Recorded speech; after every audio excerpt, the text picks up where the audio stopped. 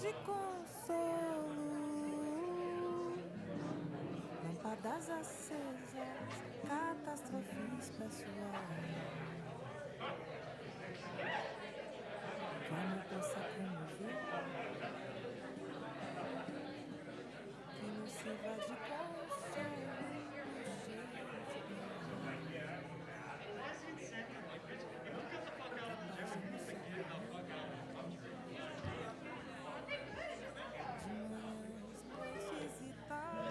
Good evening. Good evening, everyone. I'm going to invite everyone to grab a glass of wine or juice or seltzer if you haven't already, and take your seats. We have a super special program for you tonight. It's a gorgeous night in Provincetown.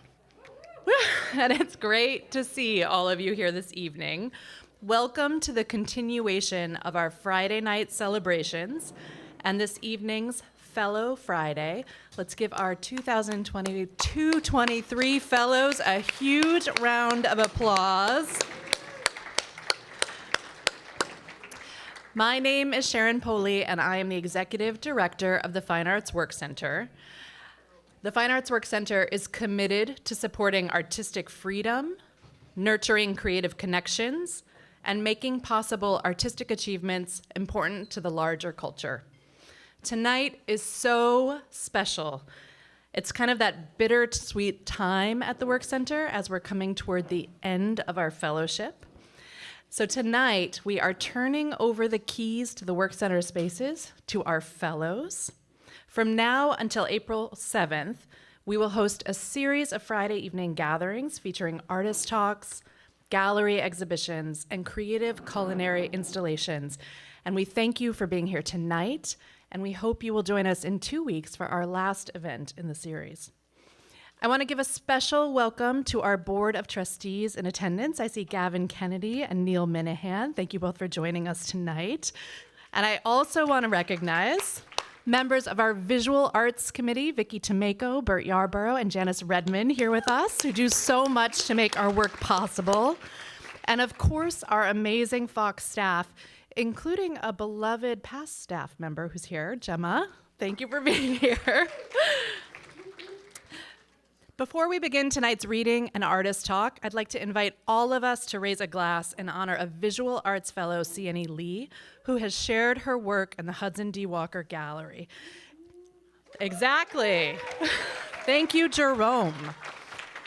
If you haven't had a chance to see the beautiful work on view, we invite you to take a look in the gallery at the culmination of tonight's program. Congratulations, Sienny. A very special thank you to tonight's culinary partner, Jake, Chef Jake. I hope you guys all got the beautiful fruit in the back of the room. We love partnering with Jake on the creative culinary installations. I also want to thank all of our supporters who make our work possible, including all of you here tonight. The Fellows Showcase series is made possible in part by a generous grant from the Arts Foundation of Cape Cod, who is an extraordinary supporter of arts and culture on the Cape. And tonight we are so honored to be joined by Julie Wake and many members of the Arts Foundation of Cape Cod community, including members of the Creative Exchange.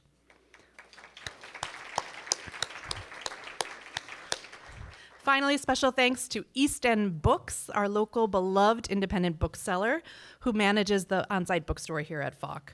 And as we care for one another, I know that it's a painful reality, but of course COVID and other winter illnesses are still with us, so we do have masks at the back of the room for those of you who would like one.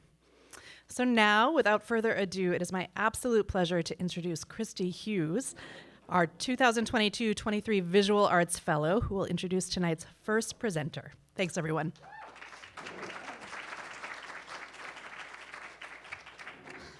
Thanks, Sharon, and everyone else. All right. I'm so excited to introduce Mark tonight. Are we good? I think I'm the shortest fellow. There we go. Okay. Like Sharon said, I'm Christy Hughes, a Visual Arts Fellow this 2022-23 session. And I'm so excited to stand behind this podium tonight to get the chance to introduce my dear friend, Mark Joshua Epstein, who's a brilliant painter. And I have a confession, starting with confessions. I have had a friend crush on Mark for 4 years before coming to FOC. I followed his work from afar. I looked many times at his website and scrolled uncomfortably far back on his Instagram. And his work blew my mind, and I could sense that there was a shared nerdiness with Mark, that our brains thought in the same color shape ways. And my crush intuition did not disappoint. It has been an absolute gift to nerd out with Mark about paint, about pattern, and especially about shape. Dare I say, the most important element in any composition. Yeah, I know. See, I wore shapes for you. Thank you. What if that was it? That's all. So back in November, like 17 years ago, it feels like I was at the beginning stages of a sculpture, and I was riding that fine line of either it was like so good or so bad. I couldn't tell what kind of idea it was. I was downstairs in my studio. I knew that Mark was upstairs in his, and I texted him and I said, I'm either making the best work yet or the worst work that I've ever made. And I'm embarrassed, and then I'm really excited, and then I'm embarrassed again. And without missing a beat, Mark texts back and emphatically said, embarrassing feelings are so key. This was exactly what I needed to hear in that moment, to lean into that vulnerability. Mark is a friend that gives you that type of confidence and that type of permission. He is a #1 cheerleader, and also someone I can absolutely trust to give me an honest, gut-wrenching, but helpful critique. That's really hard to find in general in the art world, so thank you, Mark. And thank you for asking me if you needed to add 500 pink highlights to a painting that you thought was finished, and we both knew that you had to. Thank you for texting me the update that at 1:30 a.m. I love this text. At 1:30 a.m., you decided to add shadows to the approximately 500 shapes you made on the left side of one of your paintings. I saw that text. I was like, that tracks. Okay. Good call, buddy. The subtle shift was exactly what the painting needed, as you knew. Epstein is a compositional beast. End period right there. I've learned so much from his keen eye, intuition, and he makes me want to make better art. It's been a joy to talk shop with Mark and sharing our joint love of So Flat Golden Matte Acrylics, and of course the perfect black Payne's Gray. I am honored to call Mark a friend and to be making artwork at the same time in space with him, not just here at FOC, but in the larger sense of our shared art community.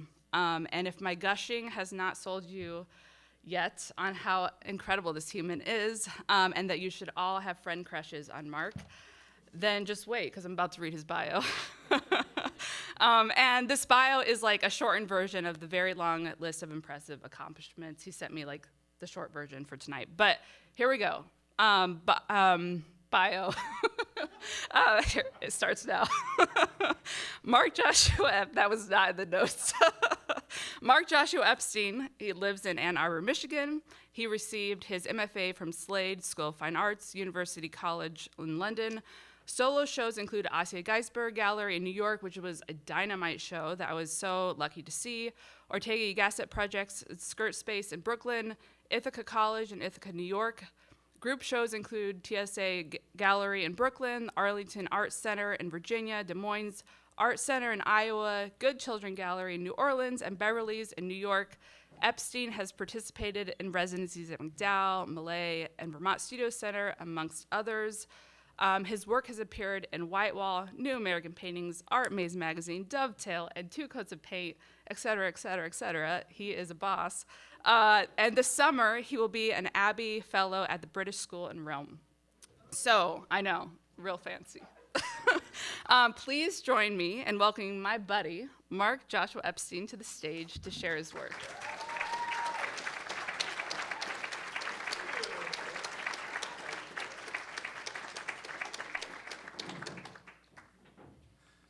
That was so good. All right, we're gonna, hold on.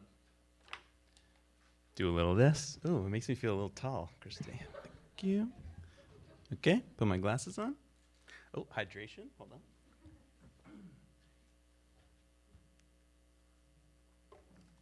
Hi, everybody, thank you for coming. Thank you to Christy, of course, for that absolutely too enthusiastic but totally welcome introduction. I'll take it. Thank you to the rest of the fellows. Thank you to the staff here at the Fine Arts Work Center, and thank you to the wider Provincetown community. It's been a really amazing 6 months. It's not done yet. I just want to remind everybody that. There's plenty of time to paint still, or write, or whatever you do. So my name is Mark Joshua Epstein. I'm going to talk for just about 15 minutes, yeah, we'll see how that goes. I'm an abstract painter, and the thing I love the most about abstraction is you can't talk about it. So welcome to my talk. Abstraction resists language. That's what's so beautiful about it. That's why I'm interested in abstraction. This is a controversial thing to say. My paintings are not about anything. And I will say, paintings are not about anything. Paintings can't be read like a poem or a book. It's different. It's embodied, experiential. It's a different thing. So I'm going to tell you a little bit about some of the things I think about when I make my work, some of the ideas that are swirling around in my studio. The works do have titles. The titles don't explain the paintings. Let that sink in. The titles are just about kind of what was happening in the studio when the paintings were made. When I remember what a title is, I will share it with you. Okay, we're going to start with just a few 16 by 20 inch works on paper from around 2016. I lived in New York for a long time before I moved to Michigan, and I made a lot of works on paper. And if you've lived in New York, you know that housing in New York is necessarily unstable, and studio space is more unstable. And so I was always ready to pick up my work in the middle of the night and run, basically. And I think that while that's kind of funny, it's also because I was raised in a pretty observant Jewish household. I'm the grandson of a generation of people who encountered the Holocaust. And so there were apocryphal stories about family members or the greater community needing to basically sew their jewelry into the lining of their jackets and run out of Poland as fast as humanly possible. So whereas that's not my trauma, I think that is inherited trauma and really affected what I was able to make for a long time. So just works on paper for years. The problem when you make works on paper is somebody has to frame your works on paper. And if you were me and you were just starting out, it was always a question of who was going to pay for the framing for the works on paper. And so what I decided to do, and in retrospect, this is an irrational, absolutely irrational decision. I was like, oh, I'll just make the frames instead. And I'll just put the works in frames that I make in the most laborious way humanly possible. And so this is an example of an early work. It's a work on paper with a handmade frame by me, and it has a kind of extended shape on the left side that complements one of the shapes in the work. This didn't last for long. I realized that if I primed the panels in the right way, I could just paint right on them. I didn't have to frame works on paper anymore. So this is a view into my first studio. I moved to Michigan in about 2018. Absolutely kicking and screaming from Brooklyn. I was not interested in the Midwest, but I was interested in my husband. And so I ended up in Southeast Michigan with a studio in the corner of a mid-century furniture dealership that some man took pity on me and let me use a table, basically. And so I started building these frames. They're made out of insulation foam, and they're covered in a 2-part epoxy clay. Christy knows this. It's the best and the worst. It's so hard to use. I started making work like this. All of these works are pretty, they're around 18 inches to 20 inches wide. They stick out about 2 inches from the wall. And I started incorporating these frames, but the whole piece was never framed. And frames, in fact, start to fall away eventually. This is a piece called Working Lunch. And there's a side view. So you can see that what's, I think, for me, pleasurable about making these is that things can kind of jump over the edge, and you can give your viewer, it's like 20% more or something like that when they walk by. Maybe 10% more? I don't know. Up to you guys. This is also around 16 inches wide. It's absolutely wild to see it many feet across on the screen. This is called Third Wheels on First Dates. That's a story for after. And at this point, like, I am just trying to figure out what my abstract language is. Because even though I don't think you can apply language in traditional ways to abstraction, what you're making, the shapes, the colors, the patterns, those are all building blocks of a vocabulary. So I'm really interested now, and I was also interested then, in having a kind of clashing or a combination of visual vocabularies within one piece. And sometimes that would mean a clashing of colors, or sometimes it would mean a sort of clashing of energies. The way something can be slow and something can be fast in the same piece is really an exciting part of painting, of abstraction. This is called Silks Up Your Sleeve, and is about 24 inches wide. And I was just throwing every trick I knew at every painting I made. So it was like, let's have a little gesture, and then a little geometry, and like a little ink work, and like we're gonna go bananas. And what's happened in the intervening years is a kind of refining of these languages to figure out what kind of gets along with what, and to be a little bit more intentional about the clashes when they happen. This is a detail of the same painting. And I'm not gonna really go into materials tonight because that's a whole different talk, but these had everything in them, like acrylic, ink, archival markers, some gloss paints, whatever I could get my hands on. And you can see in this detail, there's a little bit of a window pane. On the top left, there's like a window pane pattern. And that's because I'm interested in creating an illusion of depth along with the actual depth of the panel. I wanna kind of fake you out, basically. This is called Nothing Matters When We're Dancing. And you can see at the top of the kind of maroon part on the right, there's a shadow sort of for the first time, like an illusionistic, pretty subtle shadow. So again, I'm playing with like what's real, what's fake, what's popping out, what's receding. And a bunch of these paintings ended up here at the Moines Art Center in my first museum group show, which was called Queer Abstraction. And something I'm not gonna go into tonight is I also have a wall painting practice. And so I think about it sometimes like, I don't want the paintings to get lonely. And so the wall gets affected in order to like give the paintings a context to live inside. So as I said, this show is called Queer Abstraction. I think about that a lot because I don't even know if that's a thing. But it is a thing, but then it isn't a thing at the same time. So it's like, I think the inherent kind of slippages of abstraction do lend themselves to a queer reading, and there is a kind of circular logic to that. I also have a big question in general about how we encode identity markers within abstraction, and that's an open question. There's an art historian named David Getze who writes really brilliantly about this, and it's something I think about kind of constantly. My studio when the pandemic hit, also in Ann Arbor, was in a cabin in the woods. And I took that time, all of my teaching went online, so I was in my studio all the time, teaching and working. And I took that time to kind of take a little bit of stock, both of the external landscape that was around the studio. So I did this series of photographs of cutout drawings just to kind of be like, okay, I live in Michigan now, okay. I feel slightly stuck, like maybe a lot of us did, and let me see what I have in front of me and have access to. And so that's why I started making these cutouts and photos. And it was also a great time to just mess around with materials. So I started doing some material tests and happened upon this stuff called aqua resin, which is what I use now with a combination of fiberglass.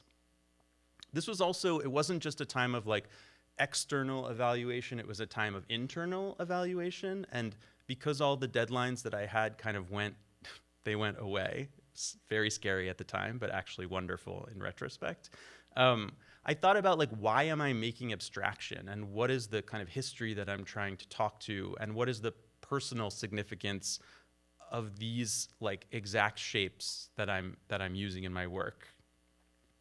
So I thought back to this absolute gem of a dresser set. I'm sorry. It's the pinnacle of furniture design. I'll hear no arguments. Thank you. So my grandfather, whose name was H. Michael Green, and was amazing, had a furniture store when I was growing up in West Hempstead on Long Island called Wayside Bedding. And that store existed until 1988, when I was about 9 years old. And so I would spend time when we visited him just like hanging out with these incredible, it was the perfect moment of melamine covered dressers and chests of drawers with curved corners for absolutely no reason. It was brilliant. It was like everybody was thinking about Florida, but they were in Long Island. If that isn't a Jewish story, I don't know what is. Okay, so I think about these a lot. And the other thing I was thinking about, as my grandfather had just died, and so I was thinking about his kind of legacy a lot. And I also happened upon this piece. So this is a 19th century piece of Jewish folk art. It's a paper cut from, they think it's from Eastern Europe, they're not sure. And there's an amazing book of these. And I just started to think about like, what are the decorative motifs inherent in my own culture, inherent in Judaism that I can use? And I grew up with stuff like this all around me, like, cheapo versions of it, not 19th century versions. But I knew there was a kind of wealth of decorative information that I could access. And so I got very into this one in particular because of the summary, which I'll read to you. So in the bottom corner, it says, both in German and in Hebrew, may he protect his going out and coming in. So it's sort of calling on God to protect the bearer of this object when he is leaving his house and coming back in, which felt very appropriate for early COVID when I was absolutely beside myself. This is a yahrzeit piece. It's a memorial for the person's dad. And so where those lions are, they call them very mustachioed lions, would have been a dedication that is either faded away or was never there.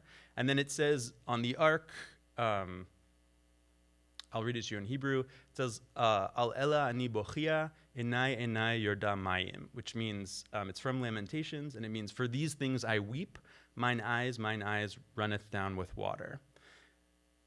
It's a lot. But it felt very appropriate at the time. It still feels very appropriate to me. And the kind of amazing border around this felt like something that I should start incorporating into my work, either as a direct reference or just the idea of borders and the idea of kind of decoration.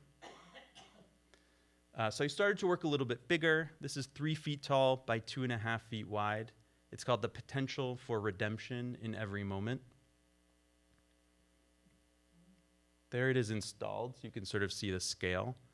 That's at Ortega Gasset Projects in Brooklyn. What I love about Brooklyn so much is this is like a pretty highly coveted project space to have a show in. It's a staircase and a hallway. And like, it's not like a staircase that leads you to the rest of your show. It's a staircase. And I was so pumped. This painting is called A Balcony View for the New Century, and takes pretty directly a paper cut border. There's also something going on where I just wanted laborious work. I just wanted to be able to kind of spend as much time and as much love on these paintings as possible. I wanted them to take forever. I wanted them to be my companion for months at a time. This is called Up and Awake with the Curtains Closed. And it is about 4 feet high. And even you can see on the right side that green brushwork. So even when there are passages of kind of solid color, I want that passage to be laborious. I want it to be a million little brushstrokes. I want to really to get to know the surface as well as possible. All right, we're winding down. Alongside these, there's a kind of palette cleanser practice of making small works on paper. So these are about 10 by 13 inches, and these happen in between big panel paintings. They're just a way of kind of exercising my muscles, figuring out how the shapes can be incorporated otherwise, what are other combinations you can make. The one on the left was made here. It was the first thing I made when I got to Provincetown, and the title is something like, "We can command the sails or we can direct the wind," which is a sign I saw in a house while I was walking around town that felt like, whoa. But also, okay. Okay. And this is just, I'm just going to show you 2 pieces from the show I just did at Asya Geisberg. A bunch of fellows made the trip down to New York, which was incredibly meaningful to me. And it was nice to finish these paintings up at the work center and have all the dedicated time to be able to work on them. And these are also 3 feet high by about 2.5 feet. This is called An Amazing Way to Begin a Finale, which feels kind of like apropos for this time in the fellowship. This is them installed, so this gives you an idea of the scale. And then 2 more slides, and then we're almost exactly at 15 minutes. This is what's going on in the studio right now. So I'm actually, these are twin. I can't think of these as twins, but there's a triplet. She's not in the picture. I mean, she's in the picture for me. She's not in the physical picture. Ouch. She's good. We're good. Anyway, so I'm doing an experiment. It feels like Falk is the place to experiment, where I'm making the same painting 3 times with the same exact color scheme in different proportions. I and many people who make visual art here and everywhere are fans of a guy named Joseph Albers. And one of the exercises that he had his students do was to vary the proportion of color to show how immensely you could change a work of art. So it also relates back to my interest in furniture and thinking about like how you can order your couch in different upholsteries. We're applying that to painting. Lastly is the studio I'm going back to when I finish here. This is like a good one to end on, honestly. My studio's in a church in Ann Arbor, in a 130-year-old German Lutheran church. So I think I don't even need to talk about the windows, but oh my God, the windows. Thank you all.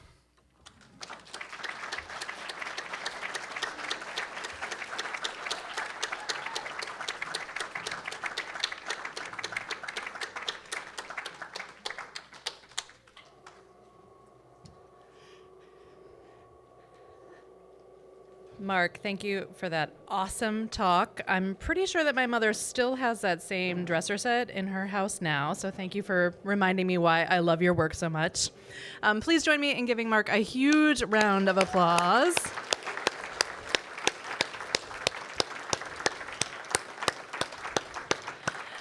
So everyone, we have a great program for you tonight. We're about to move into 2 readings, but we did want to take a moment just to invite our audience to stretch your legs and refresh your drink, and we'll start the next part of our reading momentarily.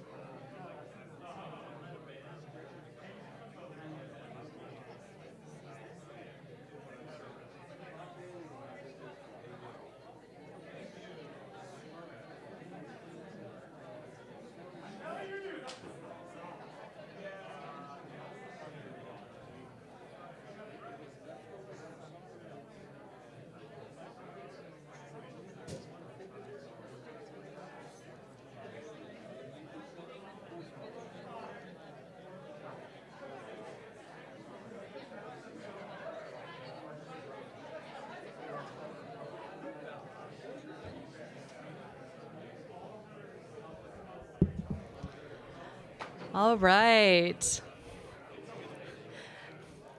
I hope everyone's had that chance to get a drink, stretch your legs. Please start making your way back to your seats. Well done.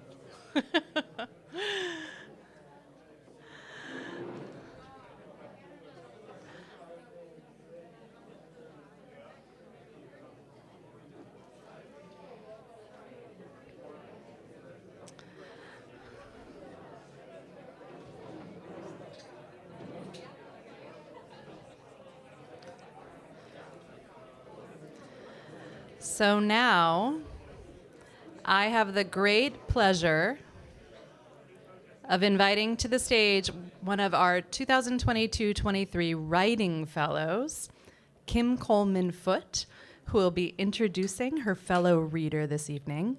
Please join me in giving a huge round of applause to Kim. Thanks, everyone.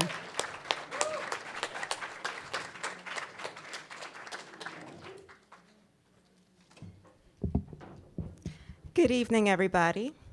It is my great pleasure to introduce Bhion Achimba. Bhion grew up in southeastern Nigeria. He is a poet, essayist, and founding editor of Jeku, a magazine that publishes writing by queer Africans. He served as a 2019 Harvard University Scholar at Risk Fellow and the 2020 Summer Visiting Artist at the Oregon Institute for Creative Research. Bhion has been awarded grants by PEN America, PEN International, Freedom House, and the St. Botolph Club Foundation in Boston, which named him one of the 2021 Emerging Artists in New England. His writing has been published in the New York Times, the Paris Review, Harvard Review, Poet Lore, Poetry Daily, Foreign Policy Magazine, and Guernica Magazine, and several other print and online journals. He serves on the editorial board of Transition Magazine at the Hudson Center, Harvard. And this fall, Bhion will resume as the Vice Presidential Fellow in the English PhD program at the University of Utah. Woo! And what Bhion didn't write in his bio, I have to just have a disclaimer after Christy's amazing presentation. I'm a writer, not a talker. So I didn't get a chance to write this down, but it's been such a pleasure to get to know Bhion over the fellowship period. What he did not write in his bio is that he's also an amazing cook. I know this is focusing on writing, but he can cook his off. And it's been my pleasure to also sample some of that food. And I've also enjoyed my conversations with you, Bhion, over the fellowship period. We're very unalike in some ways, but in other ways, the weird ways, the ways that matter, we're uncannily similar. And I don't often meet people in my life that, there's that kindred feeling, and I've definitely felt it with him. And so it's been a pleasure to really get to know you over the year. And Bhion also is very humble, a very sweet, humble, and also very brave person. I admire you so much, and he's a rising star, so we're gonna see lots of books coming from him in the future years. So my great pleasure to introduce Bhion Achimba.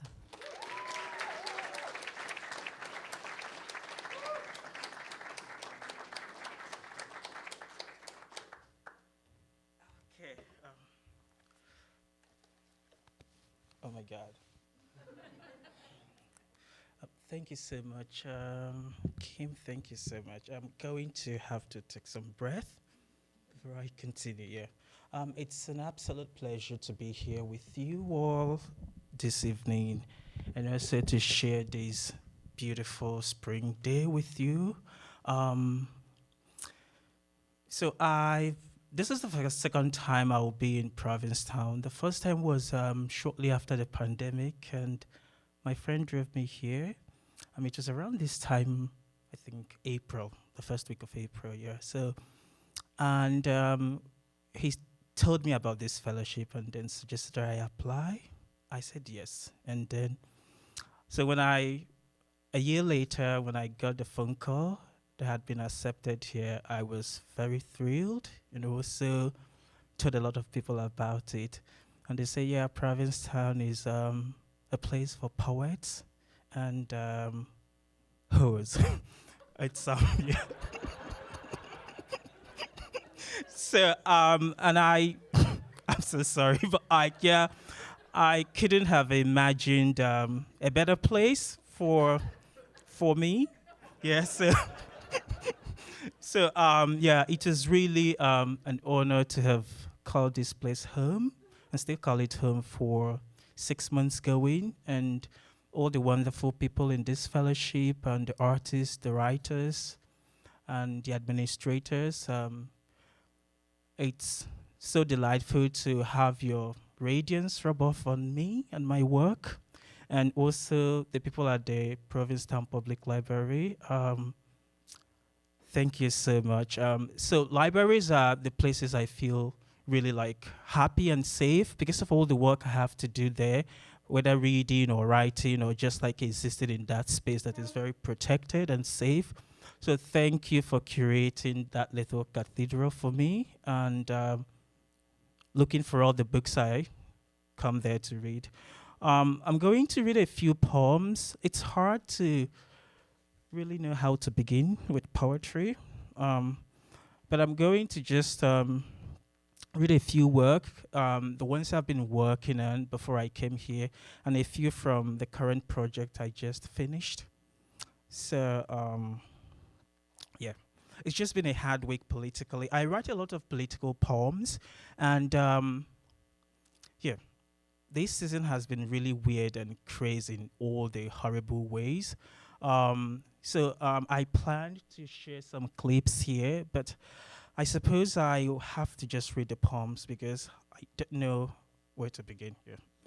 So the poem I'm going to read tonight is from a long sequence of poems I've been writing about West African soldiers who fought in the Second World War. It's a long poem, and most of it is set in historical time, but also part of it is set in sort of imaginary time. So it's a lot of journey through an apocalyptic landscape. A soldier, West African soldier, who escaped a massacre during the Second World War and planned to make his way home, but unfortunately, due to some political disturbances happening at home, they had to embark on this odyssey around the world. So the primary speaker in this poem is this man.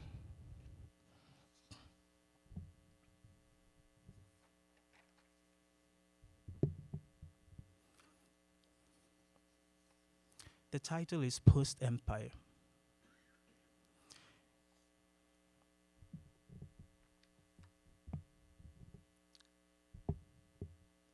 And so my exile began, disguised as an escape. Of the bomb-torn city, Chisley, I have no retrievables, only the residue of memory images, dregs, all of it. Even this sentence is a husk of that cannot be spoken. As if my mind was raided of its storehouse, all the meat stocks piled into a cart, dragged into hissing incinerators. A necklace of fish bones accrued to me eventually in the intervening years. Photo albums made of my collaged skins, the keloid scar on my rib cage, cinching loose bones back into the curve of a bronze wheel. At night, this scar glimmers like a coin. It says, I will roll backwards into the old years by way of a river. I will let the rocks of the bath say what they know of unburied bones. And if anyone asks, tell them my passage was paid for with my bones in the back coach of a cattle train. Sitting cross-legged in the shatterproof lounge of the detention facility, I dozed out the long afternoon into my sweaty palms. Instead of rehearsing my statement, instead of putting fingers and calipers into the bruised zones all over my body, I tried to sleep. Because when I packed my bags in the safe house in France, It was the lightest possessions that were heaviest to lift and place into the yawning suitcase.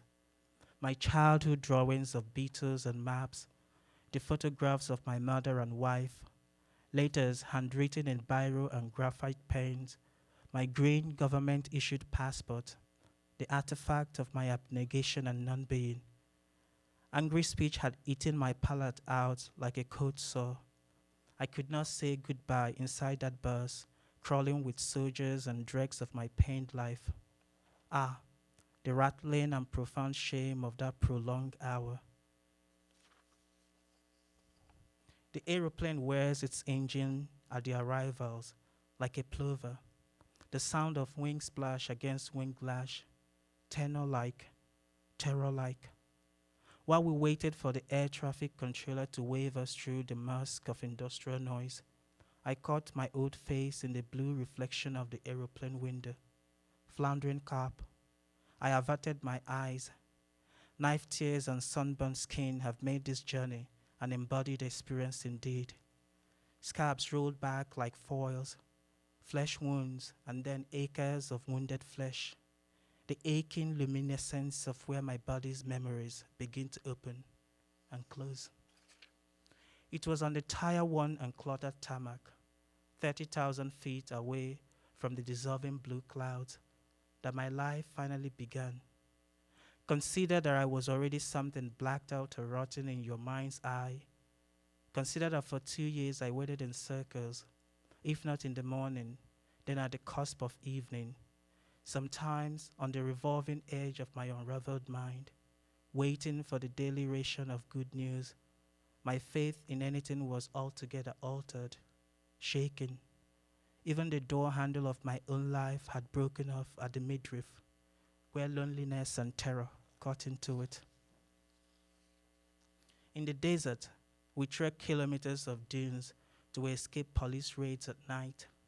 And these roving shadows in headlamps that are sharpened like horns are neither bison, leopard, nor wolves, to our bitter surprise.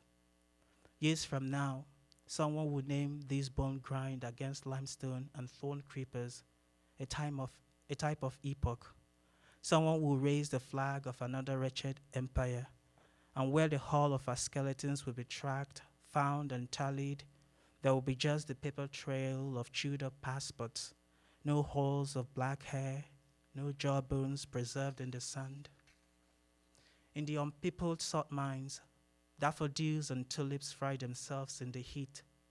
Wails from protesters festoon the hallways of a fascist regime, 1,000 fists constellating in the sky, black and lit like lanterns inside a coop, lanterns of twigs and wreathed branches, lanterns woven from sisal rings and retwisted tumbleweeds, lanterns welded out of machines and artilleries, lantern from the inner wheels of long bed trucks, made from shanks of machine tractors, tippers, Volkswagen wagons, gunboats, liquor bottles and their punctured caps, sewn in with eyes and life wires, lanterns in Rouen, Sierra, terracotta red, lanterns fashioned by bronzesmiths, fired up in kilns, lanterns colored with crystal mirrors and pearls and diamonds, stolen, smuggled, sold in flea markets, in damp and haunted European docks, Brussels, Berlin, London, Antwerp, lanterns welded out of Frenchies, wreaths of human feast festooned, waving like banners. Look, there is one wavering horizon seen through the spray of mist, and then another through the ruptured aperture of tired eyes. Scorched by the heat of the desert sun, the tongue wilts like a starving houseplant in the dark room of the mouth. And then we came to your borders, and it was a pack of wild dogs that ran out to greet us. Little moths of dead sunlight in hot water bottles tossed to the grassy edges of the overpass. Boats of thirst ravaged our esophageal tract all night, leaving behind dry walls of scars. In the morning, the bridge harbors lines of frog pigeons and the chime of sandpipers. In the morning, the bridge holds up our eyes like waters, coiling out reeds in the pewter waters below. God's light floating down river on a short loan. That's what the fishermen say of the sunrise, which opens against the tide and then closes back up. During the war, bales of rebel flags bellowed in the breeze from the oil towers. During the war, they strung a Catholic nun from the pillar abutment, pointing northwest across waste waters. The tine of a fruit dagger poked out of the blown mast of her blue and white habit.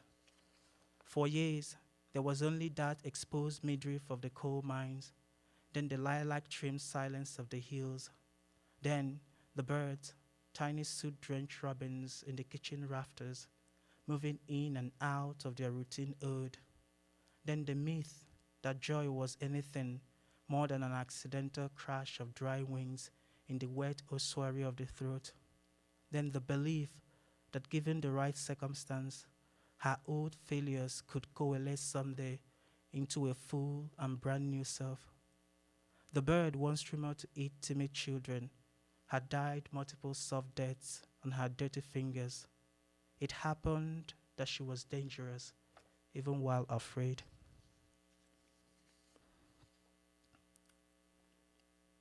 Obsidian earth trapped beneath pink nails, fingers sifting earth's memories to unshred and stitch back. But she's digging, unholstering the Igbo verb to bury, which doubles as the noun grave. She scratches the corners of her eyes and pulls pirouetting shadows, the things which must be erased forever from the archives behind her tongue. Listen, the black acre of language is where history hides its skeletons. See the fog thickening in the word forget, the towns leveled to ruins, the mist she must pass to get to the house and to her father. Bodies and their missing parts litter the square like scrambled letters. Hear the murmur of the alphabet as they link arms like passers-by constrained to bear witness. How they clatter and give way to trembling scales of sobs. How the earth swells to receive her shaved hair first before the body bag. How her hands cup the blue sky into an O, narrowing a bomber jet into view. So that's where I was up. It's the only the sequences I accepted from the long project. It's a very big book. I don't know what to do with it yet, but I'm very happy the way it's been accruing over the years, and hope I get to find the clarity to say what I intend to say with it. So I'm going to read just a few more poems, like 3 more poems rather, that I wrote while I was here. I've been doing a lot of fiction work because I feel like maybe beside poetry I could do some other things, maybe write a novel. Yeah, the dream is far-fetched, but still want to give it a try and see how it goes. And thank you so much to the fiction writers who have been perturbing a lot and getting feedbacks and asking a lot of questions. Thank you so much, One and Kim and Balisha. Thank you. So I'm going to read just 2 more poems. 3 more poems, actually. My parents' first meeting. He saw my mother in the scarce city, brown hair and yellow dusted down dress, with lips too cracked to hold down a language. And he said, "You can have some milk." And she said, "Only if the tongue can taste." And he said, "In the war, desire is a bird face to face with glass." And he said, "I'm hungry for a home." And she said, "Even bones thirst." And she said, "My ankle is rusty from waiting." And he said, "Pick the soles and follow me." And she said, "An undone shoelace cannot hold together a burning country." And he said, "That's for love and salt water to fix." And she said, I'm looking for my father in every man. Is he here?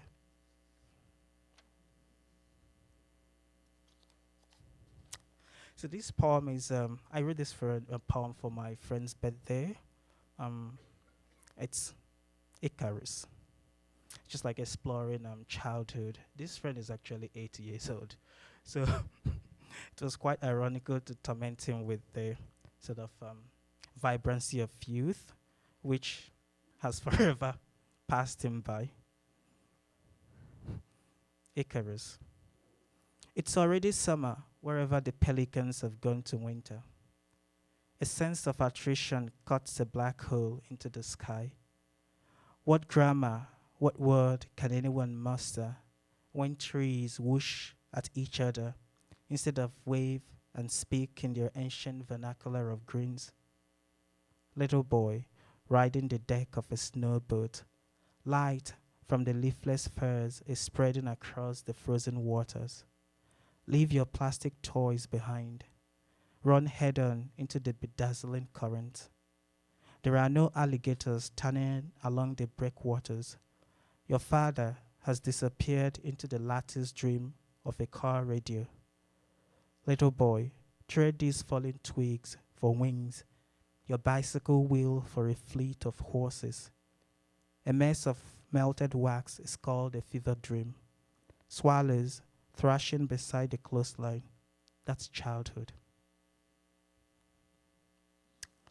All right. I'm going to end with a prayer. Most of my poems take the cadence of prayers because I grew up in a Christian home where we prayed a lot. And there was also my mother's uncles who were traditional African worshippers, and they did a lot of incantations. So either way, there was prayer happening all around me. The last prayer. A halved face anyway, a ruin, like a bloody mouth, unworthy. There is something a broken mirror cannot see. Once, I looked at these scars and found them too violent to be lonely. I called them cities. Timbuktu, Egypt without the crush of bricks. In the trance, a red wingless bug crawled up the stove. I snatched it into a bowl of foamy water just to find something to save. He speaks into a crack on the wall. Hot bullets miss my ears. My father, who is halfway gone, whose resurrection was ruined by a crooked finger. I ask this of shame. Be a stranger. Stay out of the door. If there be bone or thorn, if there be gospels according to salt, let it enter even the wound's hidden face. Let the honeyed cotton fall. Let the wind break just small enough to fill the mouth. Let the ocean take, without confessing death, to hunger. Thank you so much.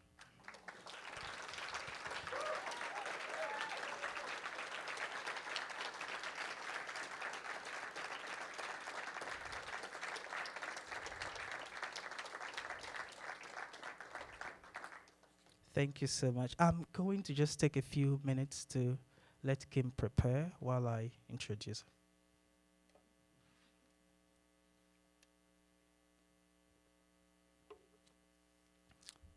I think I'm really fortunate to have Kim here in this fellowship, because I remember when I got here, I was feeling a lot of mood and I didn't know where to start.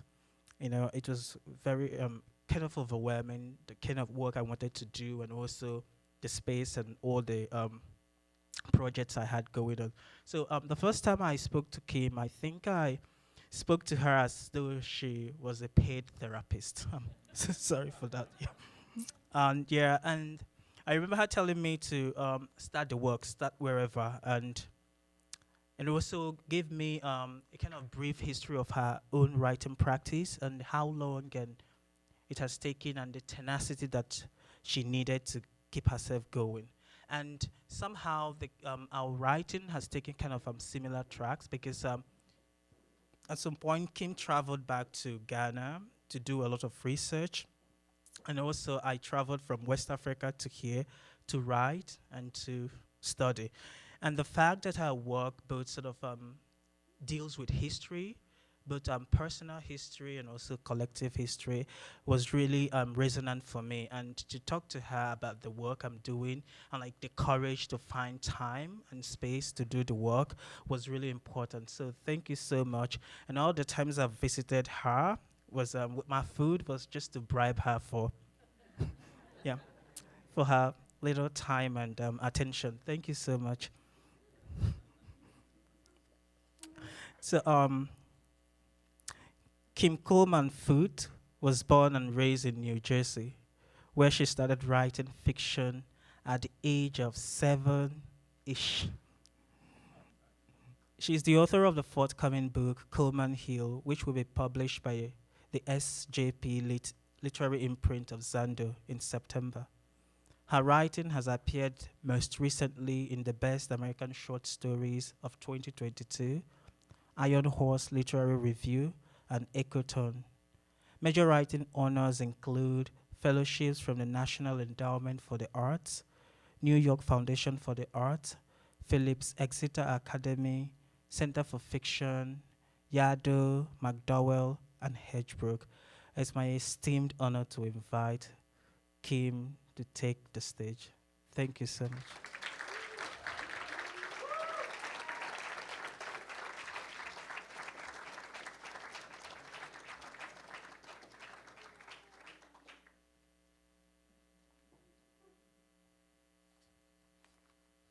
Hello again. So my first time reading at Falk in this room happened in 2006. And if I recall correctly, the stage was over there. Yes, and the seats were here on an incline. And I read at the time from a novel called Saltwater Sister. That was 2006, and I was already about 7 years into that novel, you know, working around various other projects. And I'm happy to say that after all of these years, after all the persistence and wanting to give up so many times, that novel was slated to be published in 2025.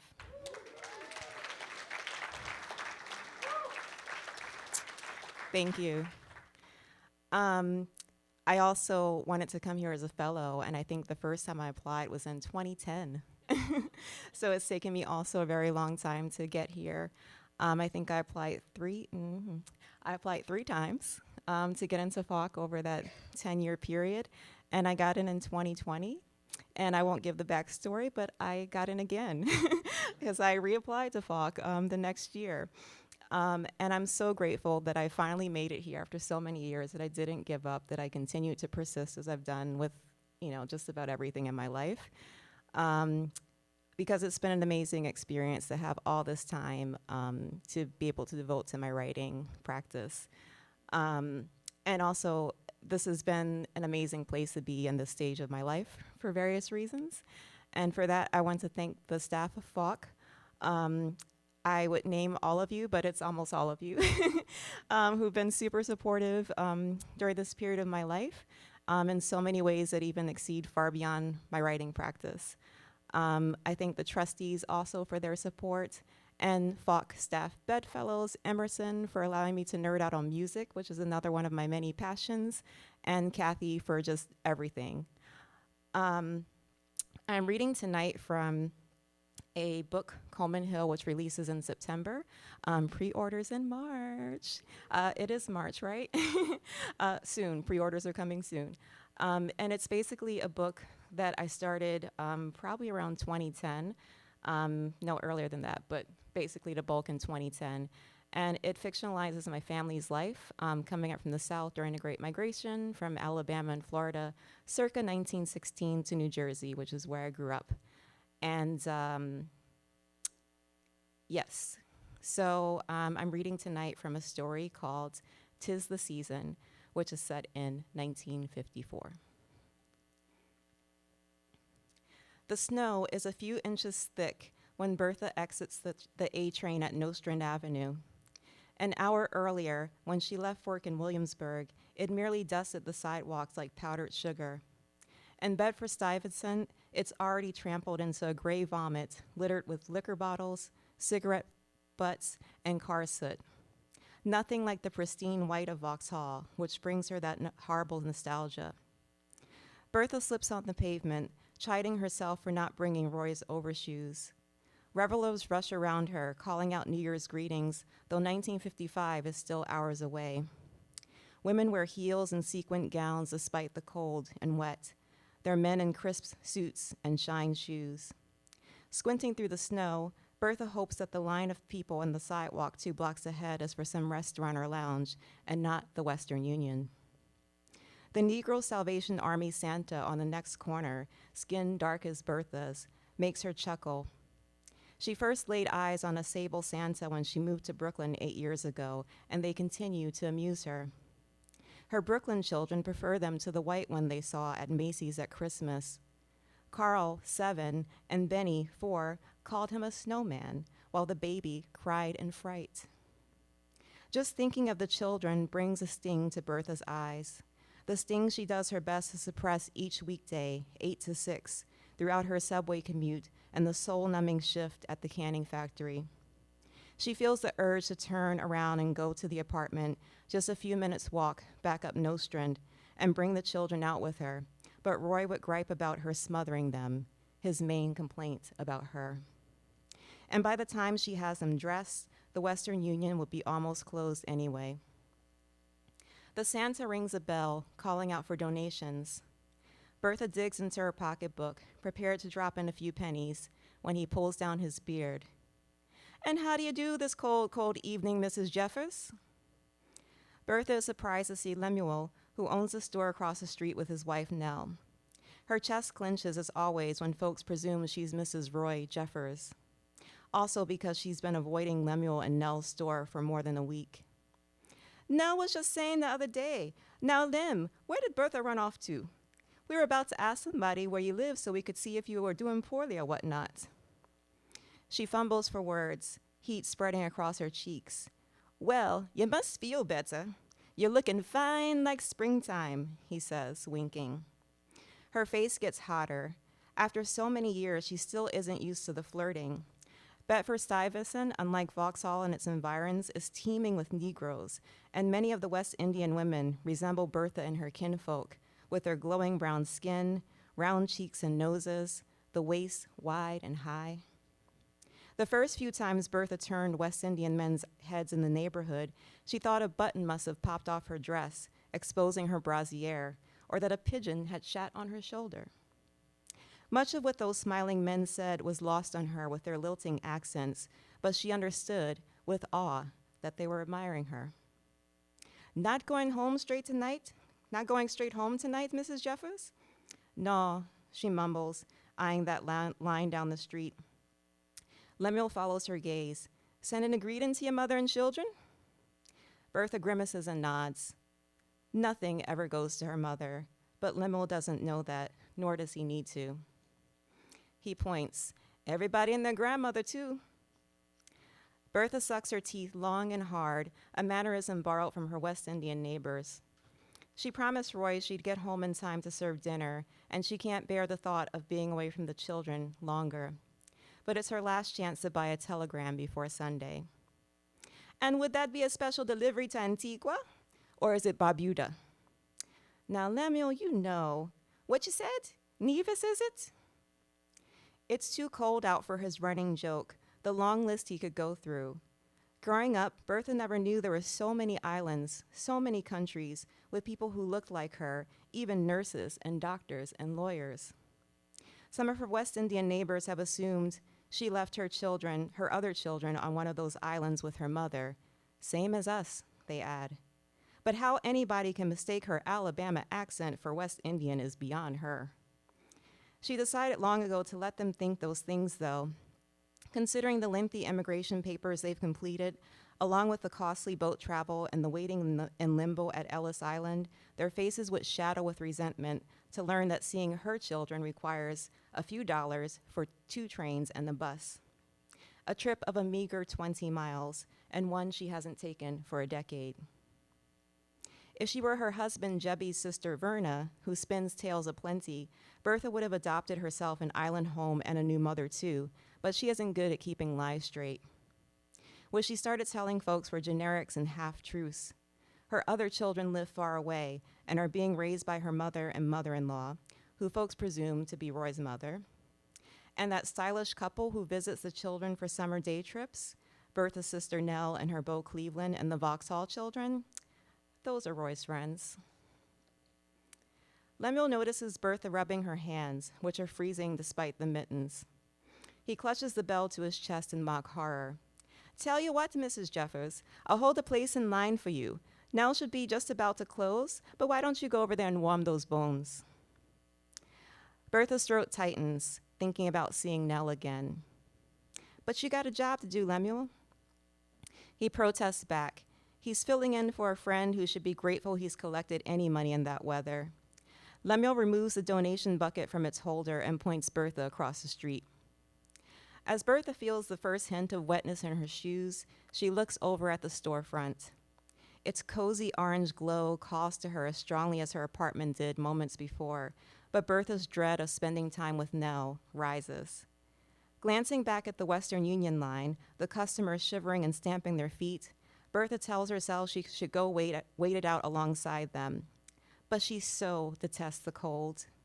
She credits that to spending her earliest winters in Alabama.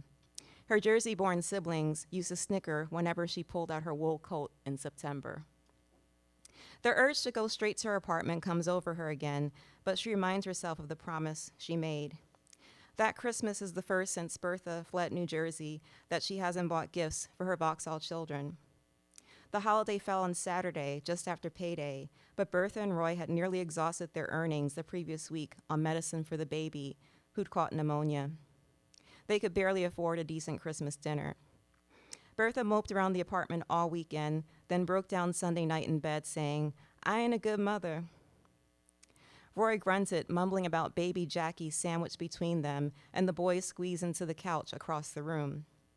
The apartment has an extra bedroom where the children could sleep, but Bertha has protested that it feels too far away. Roy used to think she was spoiling the children by keeping them so close. Then he accused her of trying to shirk her relations with him. He lightened up when he saw how Bertha reacted after Nell, Cleveland, and the other children would return home to New Jersey. Bertha would lock herself in the bathroom where a towel couldn't quite muffle her sobs, and Roy would have to coax her out. "You too good a mother," Roy told her that night, reaching across the baby to wipe her tears. "They teenagers now, Bertha. What they want with toys?" She wrapped her arms tight around the baby, thinking about the Mickey Mouse watches, the Brownie cameras and the Rector sets, slinkies and hula hoops she'd mailed over the years. She tried, hadn't she? And she wasn't as bad a mother as some, not like Jebby's sister Rosine, who'd insisted on continuing to drink herself to death even after the kids were taken away by the state. Roy was right. That Christmas, her Brooklyn children only got chocolates and window shopping at Macy's, and they'd been all smiles, at least until seeing that Santa. The most important thing for them, it seemed, was spending time with her and Roy. So she rang up her sister Nell and asked her to bring the children the Sunday of New Year's weekend when she'd have money again. As a surprise, she would take everyone to see that remake of 20,000 Leagues Under the Sea, which folks had been raving about since it premiered. Since Bertha normally treats the children to movies during the summer, inviting them by telegram would feel like a special touch, an apt substitute for gifts. Lemuel stands there, red glove hand outstretched. As Bertha glances at the store again, a gust of wind whips her face. Groaning, she steps off the sidewalk and picks her way through the slush on the street, weaves between the honking cars. She pauses at the storefront. Nell, behind the counter, is hunched over an enormous magazine that can only be Life. Like Bertha's sister, she is on the thin side and loud, but the comparison ends there. Brooklyn Nell is cinnamon-colored, with the narrow nose and lips of a white woman, but the nappiest hair Bertha has ever seen. The poor woman must have to press it daily and not weekly like Bertha, because in the evenings, beads of hair line her shiny forehead. Bertha has never introduced the two Nells. Her sister would turn that hair into a side splitter, and Bertha doesn't want to fight back snickers whenever visiting her friend. Brooklyn Nell also attends church every Sunday, and sometimes weeknights too, and quotes the Bible like their mother used to. And Bertha's sister loves pestering what she calls holy rollers, their mother included. Watching Nell, Bertha feels a dull ache of longing. Before last week, she duped herself into seeing the store as a haven. She rarely stayed there long, and she bought few items, having no clue how to cook much of the produce. But she'd taken to popping in for a hello on her way to or from work. Lemuel and Nell made her smile, made her feel welcomed, but she also came just to say Nell, to speak her sister's name in that crowded, noisy, and dirty city where she has no family except the one Roy gave her. Bertha wished for her sister's bold tongue the last time in the store, but she refrained from saying a thing. Even if she could have let loose with a verbal lashing, she didn't want to provoke her friend's judgment or the ensuing gossip. Not in Beverly-Stuyvesant, the only place in Bertha's life that's felt close to a real home. She decided she would let the friendship die in silence. But now that might not be an option. The bell above the threshold greets Bertha with its familiar tinkle when she pushes open the door. Closing soon, Nell says from the counter, still absorbed in her magazine. The steam hissing from the radiators at front envelops Bertha like Roy's embraces. His skin runs hot, no matter the season. Perhaps because he grew up in Maryland and not the Deep South. More likely because of his fondness for drink on the weekends, Bertha's main gripe about him. As sweat prickles Bertha's temples, she takes a deep sigh, prompting Nell to look up over her cat eye reading glasses. Nell's face lights up, revealing her gold eye tooth. Well, look who it is. Good night, Bertha, and a happy new year to you. She comes from around the counter, arms outstretched. Bertha fusses about the dampness of her coat, but Nell hugs her. Bertha holds herself still, more so as Nell presses her cheek to Bertha's and squeals from the cold. Nell grabs her mittened hands and pulls her to the counter, telling her she'll make them some tea. Bertha has never stayed long enough for tea. Thank you kindly, Nell, but let me hold in my spot at the Western Union. I don't think he's gonna be long. Nonsense, Nell says, bringing a stool and patting it. She disappears into the back room, calling out, "That line is never fast during the holidays." As Nell hums one of her Anglican hymns, Bertha checks her watch. Not even 10 minutes have passed since she exited the subway, but it feels like ages. Will feel like more as she has to continue faking friendliness with Nell. She doesn't want to get comfortable, but sweat has already started to roll beneath her coat. Slowly removing her mittens and slipping out of her coat, she glances at the produce that no longer seems so foreign. The endless variety of beans, root vegetables, and spices. The fiery little red and yellow peppers her neighbors eat like candy. The forever bruised plantains, which she used to shun, thinking they were bananas and wary of one so giant. Nell has offered to share recipes from home, but Bertha was never any good in the kitchen. Roy, unlike Jebby, doesn't complain about the fried and smothered meals she learned growing up, even though they lack her mother's pizzazz, but she doesn't dare risk anything new. Bertha's eyes are next drawn to the two framed images on either side of the phone. To the left is a solemn Jesus, the same one Bertha's mother hung above her bed and above the parlor mantel. Following in that tradition, Bertha placed him over her own bed after leaving home. She removed him when she started courting Roy.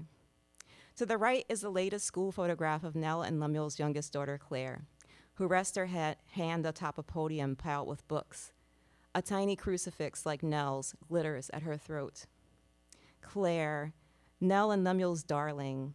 She's 17, the same age as Bertha's oldest girl, Marlene, but Claire isn't a budding drunkard or a school dropout.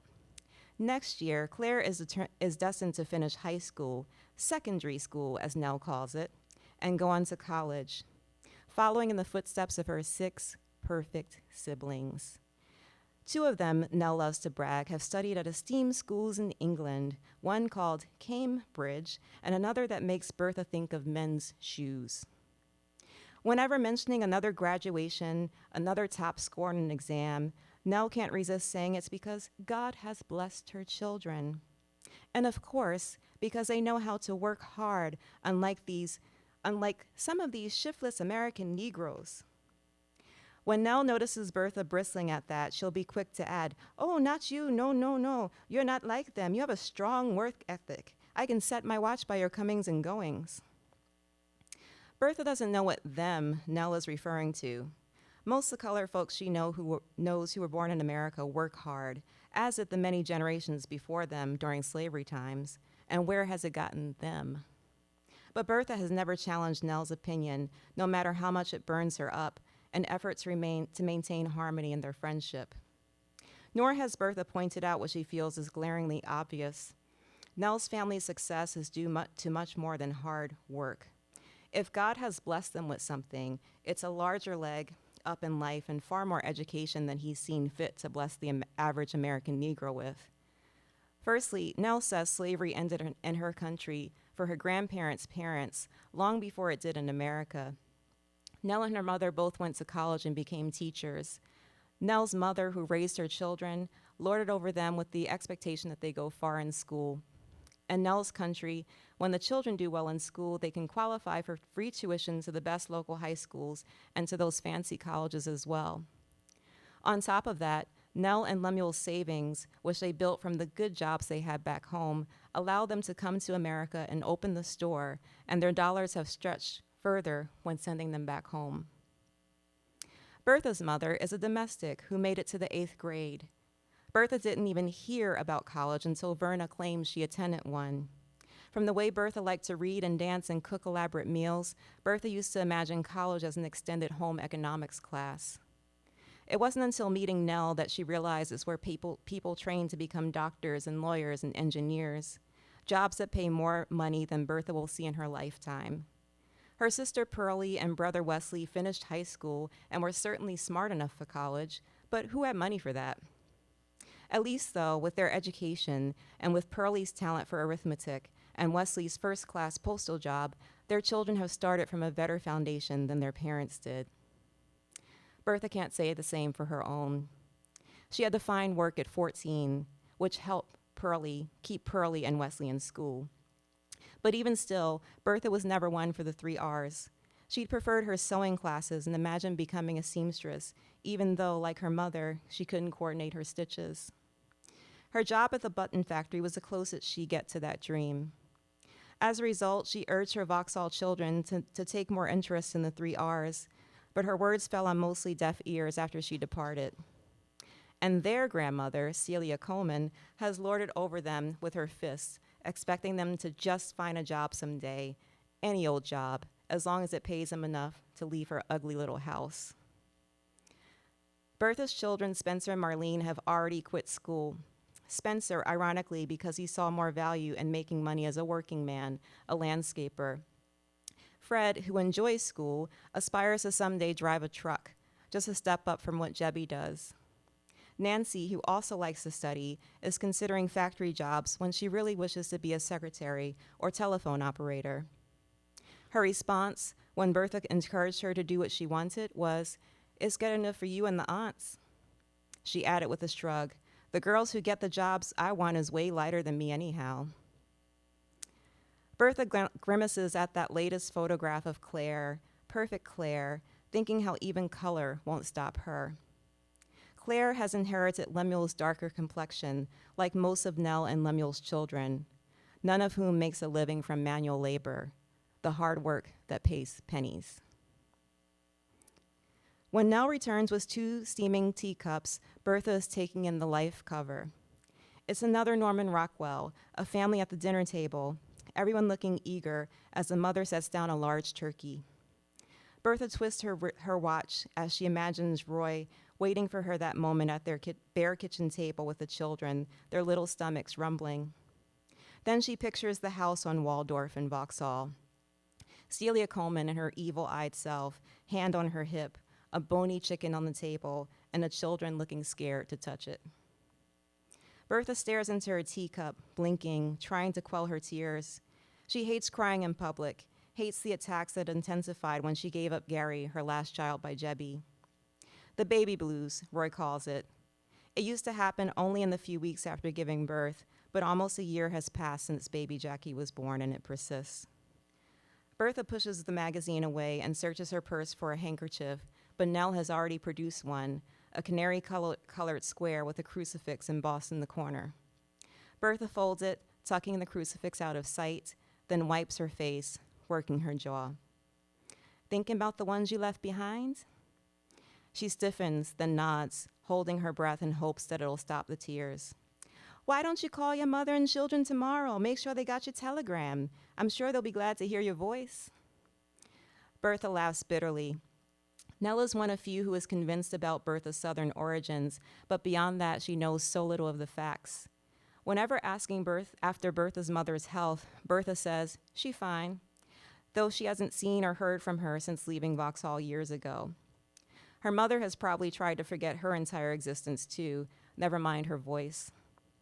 As for her Vauxhall children, Bertha hasn't spoken to Gary in 6 years, since he was a toddler, and only Nancy seems to enjoy her phone calls these days. Come now, Bertha, you can't give in to despair. You and Roy just keep working hard and send for your children one by one. Even if her other children were down south, Bertha and Roy couldn't afford to do that. Roy's superintendent job provided a rent-free basement apartment, but not much else. That apartment could fit Bertha's other children, but she and Roy could only support 1 or 2 of them, a fact that eats her up each time they visit. She'll never forget the day Nancy and Ginger appeared alone on her doorstep, begging her to let them stay, blurting that Celia Coleman was a witch because they plotted to kill her and she hadn't died.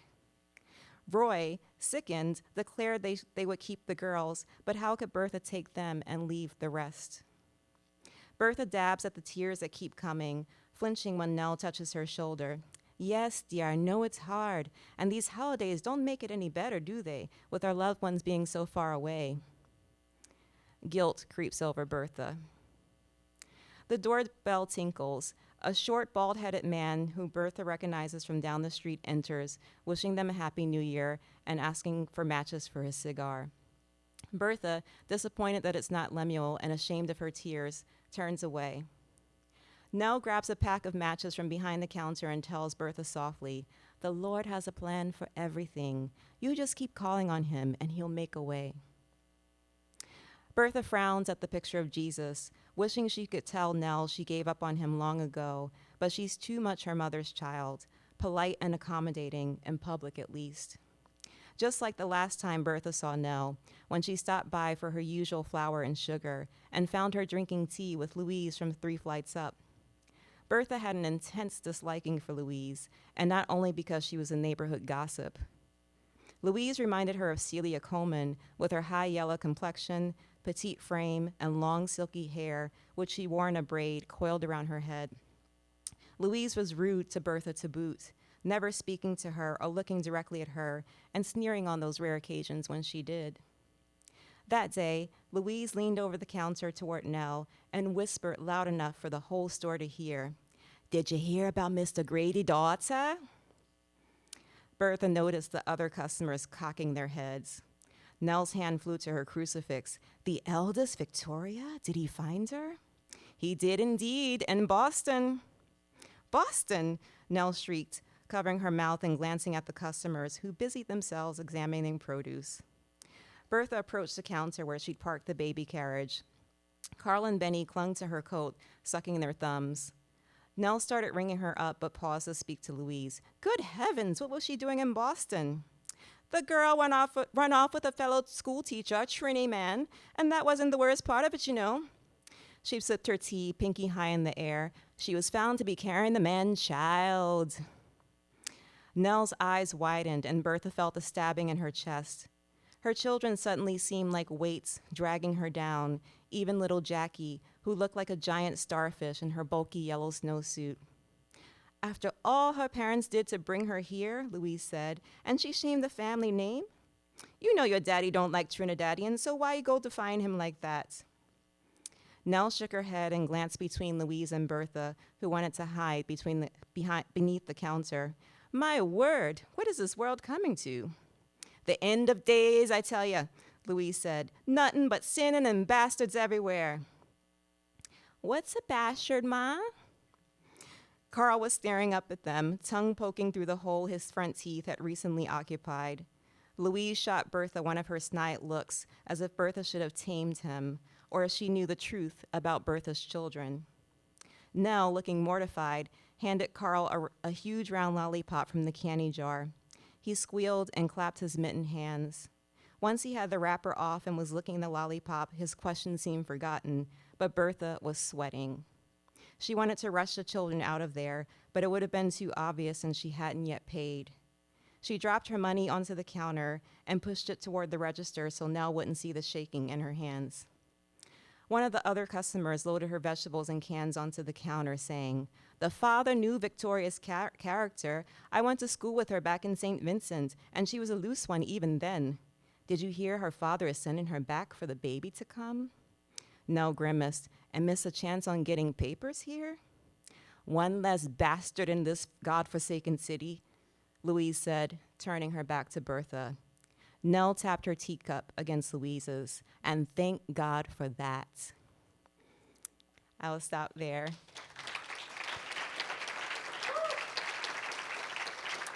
Thank you so much.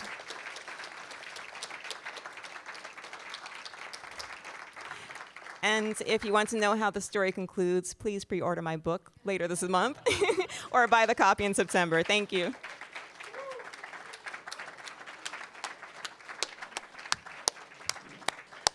Thank you, Kim. Thank you, Bhion. Thank you, Mark. And thank you, Sienny. Please enjoy the exhibition in the Hudson D. Walker Gallery. And feel free to ask any questions of our fellows during the mingling afterward. Thanks, everyone.